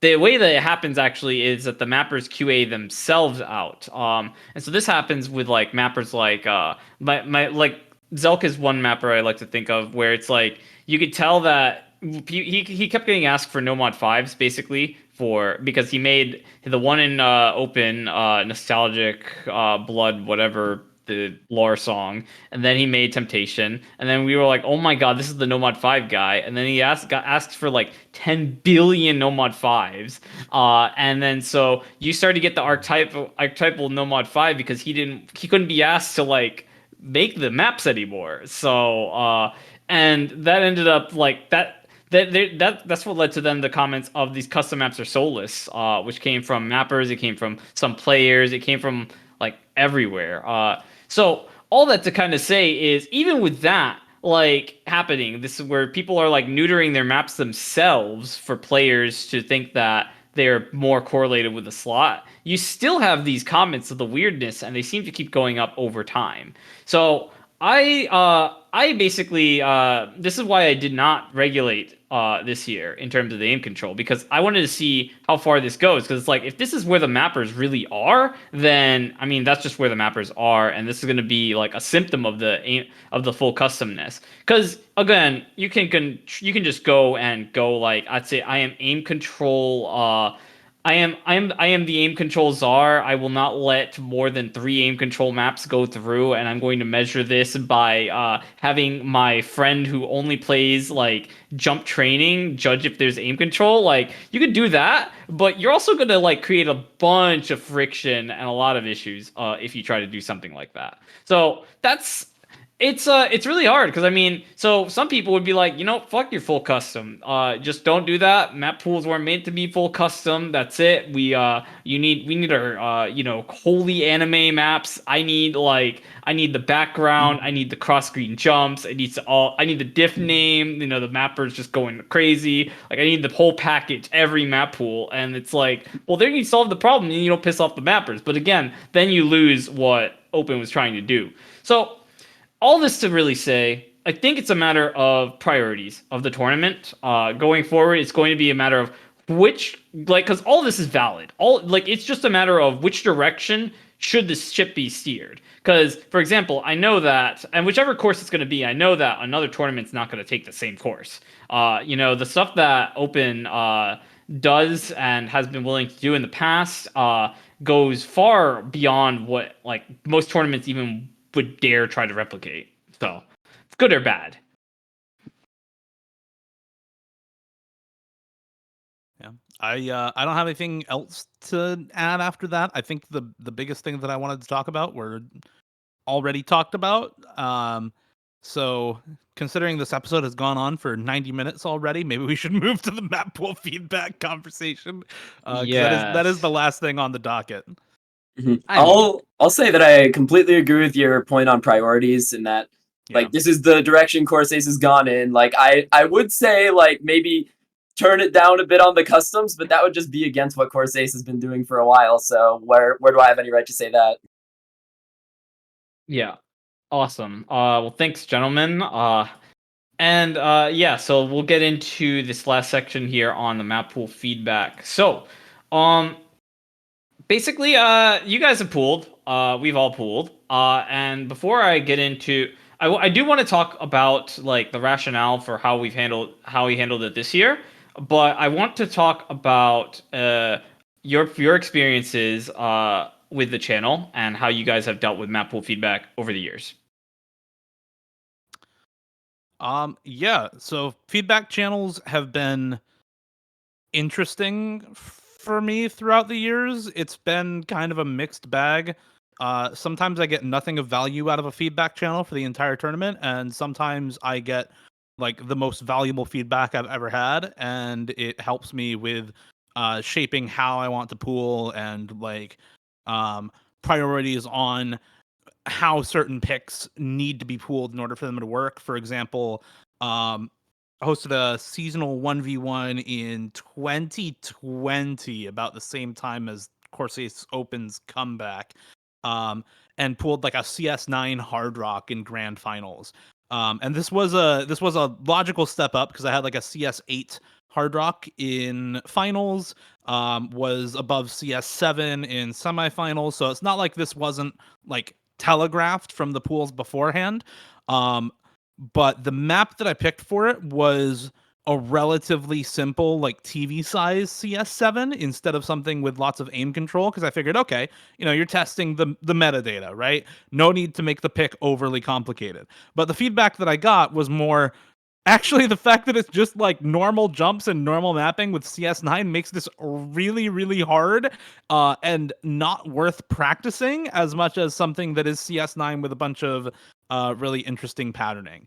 And I've since started to play more CS9, CS10. I'm not particularly good at it, but I enjoy playing it, and have seen where that feedback came from.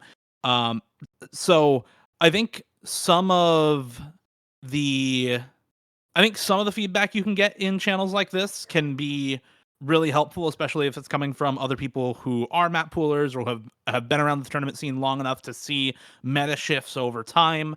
Like feedback from Fancy Lad and Bubbleman, for example, is usually better than feedback from a random 4-digit whose first tournament it is, right? So a lot of having a map pool feedback channel is about filtering out what feedback is useful versus not. And that's not to say that first-time tournament players can't give good feedback, but 99% of the time, it's not good feedback. So being able to filter it out and see what is helpful to the pool versus what just goes completely against the identity of the pool that you're making, or isn't really relevant to the course of the tournament, is more difficult. And with custom maps in particular, it is often less so feedback about like difficulty balancing and things like that matters. It's often more like particular pattern feedback that you're getting for customs, or like map direction feedback that you're getting for customs, or how the rest of the pool kind of fits around a custom map that ends up being relatively useful. So it's a mixed bag is what I have to say about feedback channels most of the time. And the fact that players are different, right? Different players are good at different things and bad at different things, means that the same feedback from two different players can say two completely different things with them talking about the same map, and both of them be completely correct from their own perspective also, which makes it that much more difficult to actually parse what is useful and objectively correct compared to just subjective experience from the players. Wow, I didn't have to say anything. You just That's a lot, Dio, and I I mean, relate all to a lot of that. correct. Yeah, that's just how feedback that's channels just how are. it is, bro. But yeah, It's it's like beautiful. feedback is what you make of it, and a lot of the ways that I like to look at it, especially these days, is that feedback is, as much as it is the people who are talking, the people who, every single tournament go into map pool feedback, like our fiery rages of the world who always share their thoughts on the pool. Like, I also like to think of who isn't talking, because you look at all the players in the tournament, you see like what feedback players have. Like, as you pool many tournaments, you'll get to know the players who like to give a lot of feedback, and you look at who's talking, and you think, this guy isn't talking, and this guy would usually bring up the issues he had with, say, skill set X, Y, and Z. Like, oh, my DT2 has aim patterns. That's something I've been getting in this one tournament I'm pooling for, and I'm really annoyed at that. This map has high 5-star jumps, and it's a 7-star stream map, but yeah, it's uh, it's really just what you make of it, and it's recognizing bias in the players who are giving the feedback. It's recognizing your own bias as a map pooler, which is different for every pooler. Like, in my pooling personally, I like to make a lot of my decisions on like skill set balancing based on my own like play testing of the maps, because I've been a pretty high skill cap player across a lot of different skill sets, so I usually like to trust my gut on a lot of these things.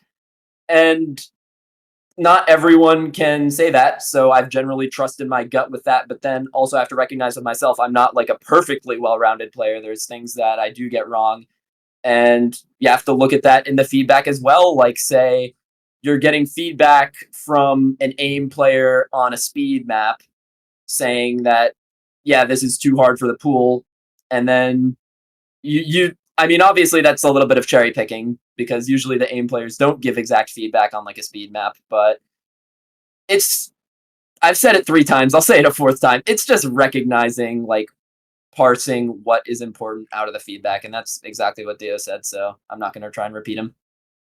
I like how you brought up the community dynamic because that kind of leans into something I wanted to say. So I've been around a while, as an understatement. Keep bringing this back because it is kind of relevant here. So like I've seen basically the last time I've spoken like as a player in the Mappool feedback channel is in like 2016, 2017 because that's when I actually played tournaments. And then basically back then I have a couple observations for like how the purpose has kind of evolved over time. So first of all, the community size has changed quite a lot since then. And it's just also changed the type of culture around this channel. The main one, because back then, people would still use it like this, but the general like quality of pools and understanding, even from people did not know how to pool back then, not to the degree that they know now. It's true. Like the stuff Yeah. of like weak identities and whatever that I mentioned, this was considered a flaw for good reason. It's because people were like they were cherry picking from based off of their skill set way too often. So like in that sense, having stronger identities definitely improved quality because it represented more players. But basically, then feedback was a lot more useful. You saw this especially, and it's like it's still this way, I believe, in lower tier tournaments where it's like you get the feedback and that guides you as a pooler to become better because then it's like, all right, like if you get a lot of issues because your pool's actually bad, it's probably bad. The problem is the feedback channel has kind of been a staple of tournaments for the past several years as the community has scaled. And not only has the community scaled, the stakes have scaled. Like tournaments are a lot more higher stakes because they are just we're like people are trying to push things in the direction of esports and such. So they're higher stakes. People feel more hinges on the pools. It's kind of like people complaining about various things in like those shooters or whatever. I barely play shooters, so I'm kind of out of my wheelhouse when I talk about that. But basically, it's like that sort of dimension has changed. So people have gotten more aggressive with the feedback, but also it's not like pool quality has also generally gone up. There's a lot more understanding. There's been guides like in 2018 that people like Dada made, for example, popularizing the template, how to use them. That just rose the ceiling, the like floor of quality pretty high. And so the complaints shifted in general, especially for more larger tournaments with more presence. Stuff like OWC, for example. Like if you look at what people are complaining about often in those channels, they're talking things. It's very preference based, and it's like this started to form into this dialogue is no longer a dialogue about the pools themselves you're because all you guys both mentioned you pick and choose, it's what you make of it, but you can't actually go out there and like deny a lot of feedback and amicably. I find, especially if they're really frustrated, it turns into like a customer service sort of situation where it's like you're the employee, you're there listening to the feedback, and you have to kind of assuage the customer's concerns as opposed to, hey, yes but no thanks or whatever. So it started to become and place from my perspective, that channel has started to place map poolers in more of a PR role than has been traditionally expected. And it's gotten worse, especially in the past couple of years, because again, people are demanding more and more and more out of pools, where the floor of quality is already pretty high. So it's like it starts to get to the point, for example, where you can address feedback in one iteration, and you'll get like completely different sets of like trade-offs because of just the way you had to make the pool, right? Like because every pool is a journey, and because every pool is a journey, you end up in situations where it's like, yeah, your feedback makes a lot of sense, but this was a trade-off because I had to avoid this other thing because I listened to you guys a year ago, stuff like that. So that's kind of what I have to say on that. Yeah, I think regarding the like quote unquote customer service thing, a lot of I think of a lot of it is just like player expectations and managing those because most of the time if you're clear about like what the pools are going to be throughout the tournament, people will just, if they don't want to play those, not sign up. Or if they do want to play those, sign up and try hard it. Or if they want to play the tournament but they're not fond of the pools, they'll sign up anyway, and maybe they won't try hard, but they'll still sign up and play and do their thing and not give feedback about the shit that is just tournament direction, right? And in the case of feedback like that, there's often nothing you can do as a pooler to assuage anything besides just say, hey man, that's how these maps are gonna be. Don't really have anything else to tell you about this. And that's it. I don't know, man. Like there's not a lot else to say about it. If it is actually an issue with the pool that's been pointed out, then yeah, some kind of message about, okay, yeah, we'll take this into account. We'll try and fix this. Great.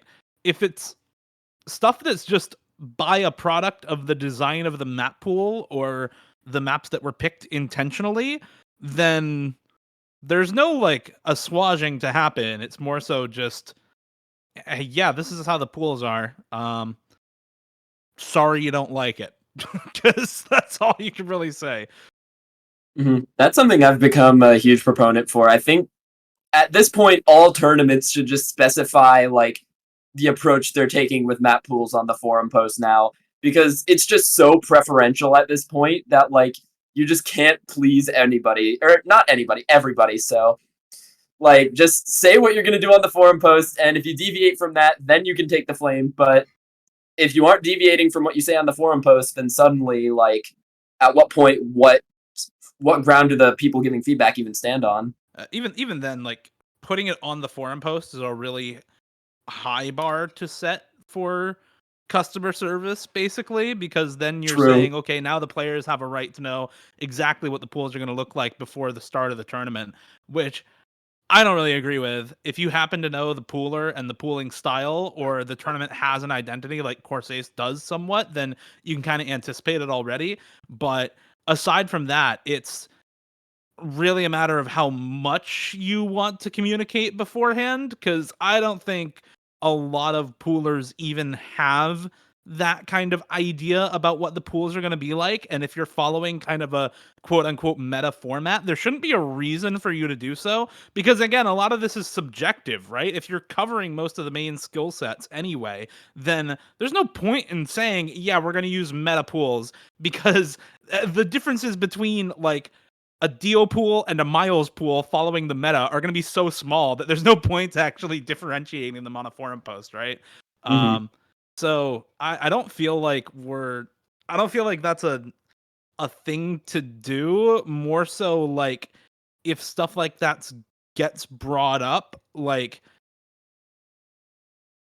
then it's time to address it. But I don't feel like it's something that poolers really need to address to start with, because the differences between maps most of the time are really small. Like the difference between Deathstream DT2 and like Data ZTS DT2 is so small that I'm not going to address that on the forum post. I'm not going to be like, yeah, every DT2 is going to be Data ZTS.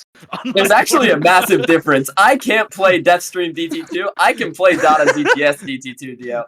Okay, yeah, I don't think I expressed that well. Sure, but you're an all-rounder, Miles. You're an all-rounder. You're not a speed player. The speed player in question is going to be fine either way. The all-rounder in question, however, will probably have some other picks in the Deathstream DT2 pool that they can play instead and that they can win on instead. So I don't really give a shit if the all-rounder can't play the Deathstream DT2, right? Like, yeah, but what I meant is, I think on the forum post, I should be able to say I'm doing free-form pooling and then just not read any of the feedback for the entire tournament, because it's my pools, kid.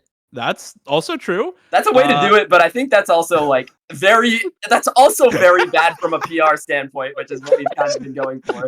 Like, I mean, hey, I had a tournament where I pulled like tag and halftime, and I just the only thing I said on the forum, but what did I say on the forum post about this tournament? I remember this. I said mod pools, win condition, multiplayer settings, and team size requirements are going to be variable throughout the tournament. Many map pools will have those conditions change from map to map. I don't think I mentioned anything on the rest of the pool about the map pools being gimmick at all. I think that's the only thing that I mentioned. Yeah, that's literally it. That's the only thing. And I was putting like halftime Hard Rock tiebreakers into this tournament, like halftime Hard Rock Aspire tiebreakers into this tournament. Easy pool in every tournament, tag 2 maps in the tournament. So you can definitely do that. Whether some players enjoy it or not is a different question, but it's certainly something you can do. You can just say, "Hey, I'm freeform pooling, eat it." Beautiful. Doable. Mhm. Yeah. Yeah, okay. Awesome. Then let's see. I have another part to discuss to this, and that is what do we think about feedback from outside of the server? So I always had this discussion with OMG4s where, you know, he'd mentioned that the only way he ever got real feedback is when the captains like got into his DMs and talked to them.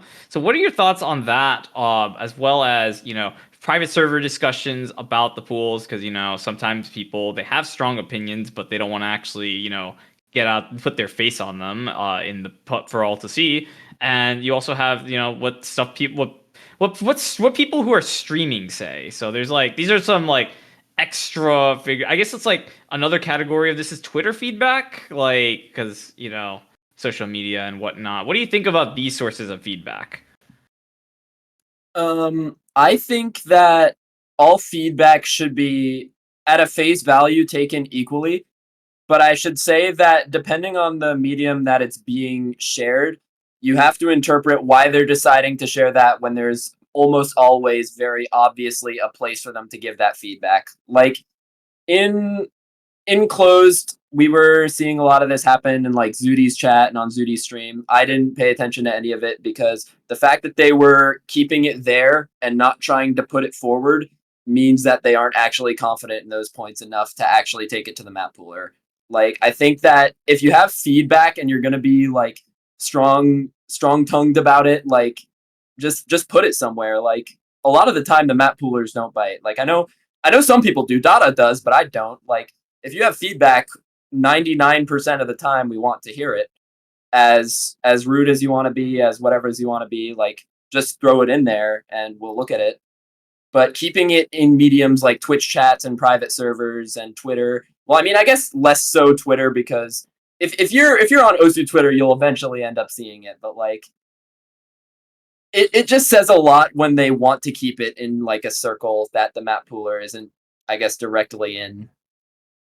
Yeah, I as a player, as someone who has played a lot of tournaments within the last 3 years or so, 3-4 years, um, whenever I have, obviously less than I've staffed, but still, whenever I have played through a map pool live on stream and the map pooler joins my stream, I always kind of dread it because my initial reaction to almost every map is, God, I fucking hate this map. Because I don't like all that many maps, man. Like I'm very picky about what maps I like and what maps I don't like. And a lot of that has to do with how good I am at the map at first pass, right? And so if it's something that I have to practice a lot, my initial reaction is always going to be, oh God, not again, not another goddamn practice map. Me.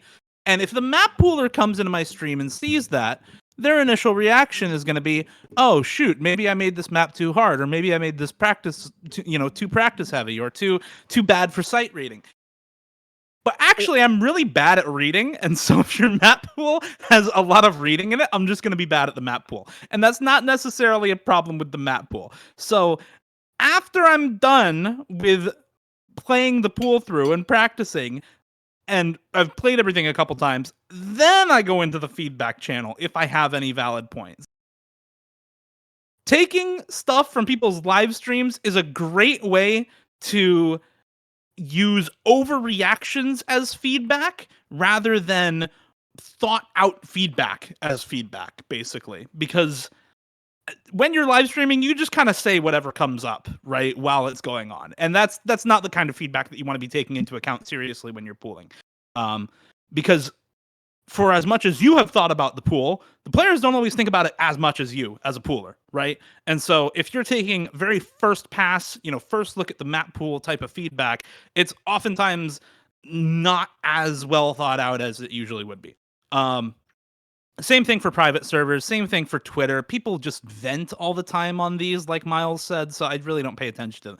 DM feedback is different. DM feedback, if people are coming to me directly to give feedback, yeah, I'm going to listen to that feedback most of the time, depending on what it is, obviously, but I consider that about the same as I consider feedback in the feedback channel. Awesome. Yeah. With streams, I definitely was. I think Miles hit the nail on the head of what I wanted to ask about with the streams, where it's just like it's not even the streamer themselves, because yeah, you're gonna get the overreaction stuff. You made great points, Dio. It's also just like, what are people discussing? Like the armchair poolers in the chat. The types. Like, Yeah. especially on the top player streams, that they're tournaments, like they're participating in lots of tournaments, and like they're really rooting for the streamer, and then they see a map that is just like the streamer can't play, and so they think it's bad. Like, yeah, that's oof. All right.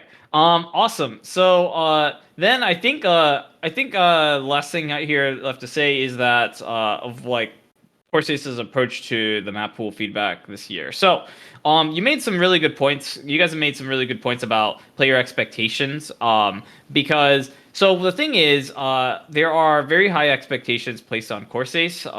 Given that it is, it's been a tri-badge tournament. It's like been around for like 7-8 years. Like it's been around a long time. People have some really high expectations. And so what I have found in prior years is that we are kind of forced into a PR like mindset. And the reason I bring up things like applying feedback, like extra server feedback, it's because this even if you the pooler realize what's going on with the extra server feedback, like it's just like it's unconfident stuff, like intended to be manipulate the person that's listening. The sometimes other people that you are staffing with don't, and so you get pressure from their side to apply it. And basically it's like you have this sort of stuff where people play all sorts of games where it's like, oh, you have this feedback channel that's open, and it's like you're clearly not using it. And just in general, like the nature of like player expectations going up, but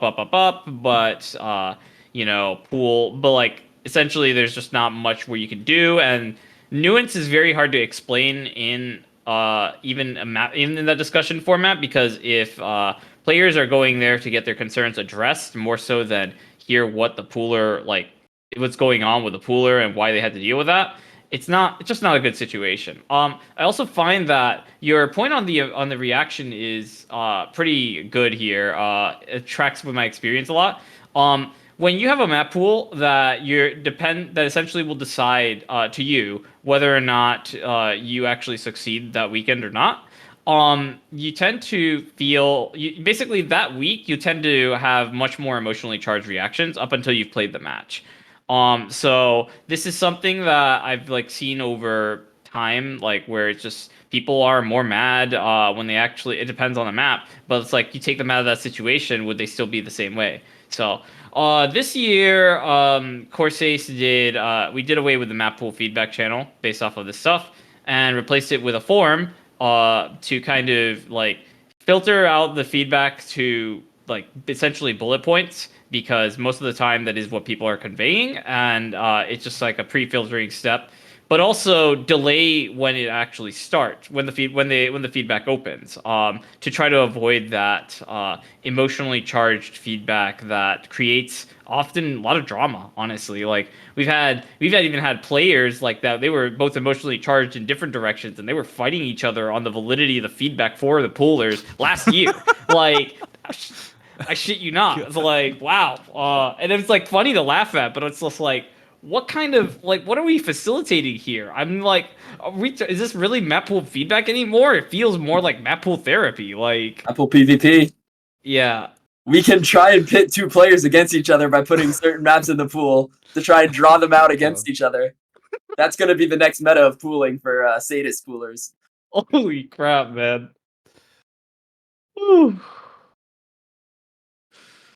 All right. Yeah, but you guys have any comments on that approach? I think it works for Corsace because it's all custom anyway. It's not like any of the feedback that's going to be given in the feedback channel is actually going to get applied within a week. So, what is the point, right? Better to have a kind of archived database of all of this stuff in an organized format and be able to use it going forward for other iterations or Corsace closed or whatever than to have a scattered mess of feedback throughout the tournament. I think for most other tournaments, a feedback channel is fine and works, and a form is more like disruptive to the expected player experience than it's worth. But for Corsace Open in particular, I think that disruption is warranted because, frankly speaking, the feedback channel doesn't really serve a purpose from week to week. If you want to give feedback overall on how the pools played and the structure of the tournament, none of that is getting applied on a day-to-day or week-to-week basis anyway. So what's the point? So yeah, I think for most tournaments, it's probably not a worth trade-off because it is a disruption to the normal player experience, right? There were a bunch of players this year who were like, "Where is my feedback channel? I need my feedback channel." And that kind of expectation is there in place in the minds of pretty much every tournament player out there at the moment. So it is a disruption to the player's experience, but I think it works for Corsace because of the all custom format. Pretty much agree with Dio. I really like what you did at the end of the tournament, opening up an overall CO tournament feedback for people to bounce ideas off each other. Because, as Dio said, it's nothing you can really do week by week because of the 100% custom format. But just opening it up at the end to see what players think, maybe after the emotionally charged responses go away, because say 99% of teams are out of the tournament except who won. Maybe the second place team might still be a bit salty, but.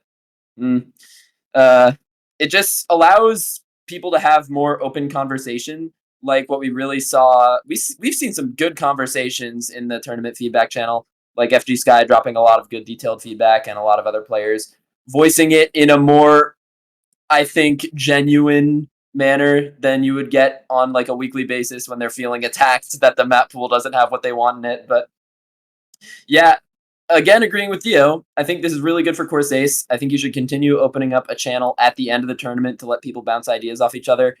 But for a week-to-week basis, I think the form is good. Cool. Yeah. So here's then. I guess I have one final question. So there have been like concerns, internal concerns over the adoption of the medium. There is basically is. What are your thoughts on like the amount of feedback received? Is that because basically a lot of the forums, most people have actually not bothered to fill it out. So to me, I'm jaded in this regard. To me, it's like, okay, well, people don't want to operate under these terms. So it really just proves that a lot of people were just venting the whole time, and they didn't want to improve the quality of the tournament. So that's my cynical view. But some people have a view of, well, they have a if they're not giving feedback because it's too cumbersome, and we need to hear this feedback. So low quality feedback versus no feedback to less feedback. What are your thoughts on that? Personally, I blame TikTok. On a semi-serious note, the attention span of the average person is not long enough for the form system to be like worth the effort and attention over a longer period of time. Most people instantly forget the pool that they've played after like 2 weeks. So if you're giving out these forms and things and people are just like, okay, cool, I'm done with this tournament, goodbye. I think it's less that people don't care and more that the time frame in which they are prepared to give meaningful feedback is very short most of the time. And most people probably can't be asked to actually give it because they don't remember the pool like a week later. I've pooled as a map pooler, I don't know how many tournaments and map pools and maps to this day. And I remember like probably 5% of what I've actually pooled over the years because it's just not meaningful to remember everything. So I think part of it is probably, yeah, some people are venting, definitely. I don't think that's a wrong idea, but I don't think that's everyone. I think a lot of people probably don't have the attention span and at the same time don't care as much as map poolers, obviously. The map poolers are always going to care more than the average player does about the success of the map pools in the tournament overall. As much shit as map poolers get in the community, like map poolers always care more. That's just the default. Yeah, I think you need to at everyone every single week with the form on Sunday afternoon. Is be like, hey, if you have any thoughts on this map pool, drop it here. And then if you get fewer than 10 responses, ping them again.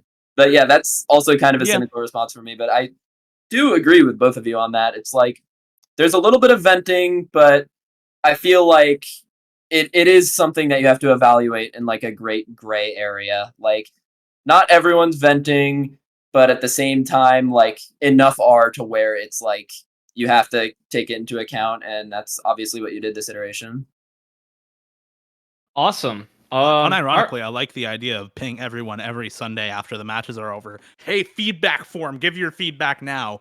And then if they don't give it in like 2 days with 10 responses, ping them again. Kind of based actually. Just keep pinging. Yeah. Them. There's a lot of gold coming out of these discussions. I think that's it.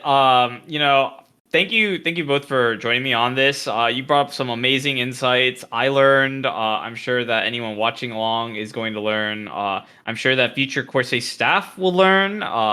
There's just a lot of like great wisdom from this conversation with both of y'all. I appreciate you guys bringing up the points, like being undeterred from saying the things that you needed to say. I really appreciate it, even if they're contrarian stances. Always appreciate that. But I mean, contrarian in chief here. Hello, hi. So, anyways, gentlemen, it's been great. Thank you all for joining me on this Corsace Open 2023 Map Pool retrospective. Yeah, have a good day. Thanks for having me on. Yep, thanks, Half Slashed.